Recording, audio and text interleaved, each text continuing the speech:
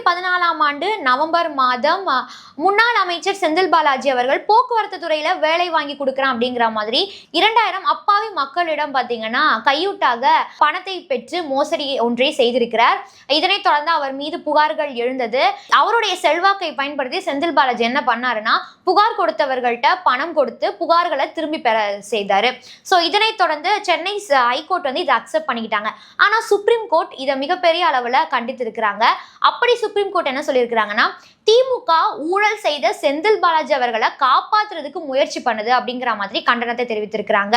மேலும் இதனைத் தொடர்ந்து பாமகவினுடைய தலைவர் அன்புமணி ராமதாஸ் அவர்கள் என்ன சொல்லியிருக்கிறாருன்னு பார்த்தீங்கன்னா மு.க. ஸ்டாலின் அவர்கள் கண்டிப்பா அப்பாவி மக்கள்கிட்ட மன்னிப்பு கேட்கணும் அப்படிங்கிற மாதிரி சொல்லியிருக்கிறாரு. இது தொடர்பாக அவர் வெளியிட்டுள்ள அறிக்கையில என்ன சொல்லியிருக்கிறாருன்னா திமுகவினுடைய முன்னாள் அமைச்சர் செந்தில் பாலாஜி அவர்கள் கிட்டத்தட்ட 2000 அப்பாவி மக்கள்கிட்ட நான் வந்து வேலை வாங்கி தரேன் போக்குவரத்து துறையில அப்படிங்கிற மாதிரி பணத்தை பெற்று மோசடி அப்படிங்கிறத செய்திருக்கிறாரு. ஆனா அந்த பாதிக்கப்பட்ட அப்பாவி மக்கள் 2000 பேரு குற்றம் சாட்டப்பட்டவர்கள் அப்படிங்கிற பட்டியல்ல திமுக அரசு சேர்த்திருக்கிறது. இதை வந்து கண்டிப்பா ஏற்றுக்கொள்ளவே முடியாது.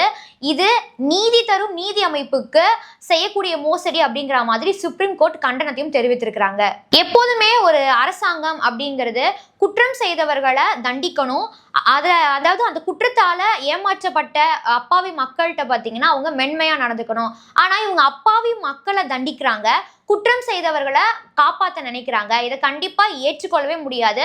இது மிகவும் கண்டிக்கத்தக்க ஒன்று. எனவே முதல்வர் மு.க. ஸ்டாலின் அவர்கள் இந்த அப்பாவி மக்கள்கிட்ட மன்னிப்பு கேட்கணும் அப்படிங்கிற மாதிரி ஒரு அறிக்கையை வெளியிட்டிருக்கிறார்.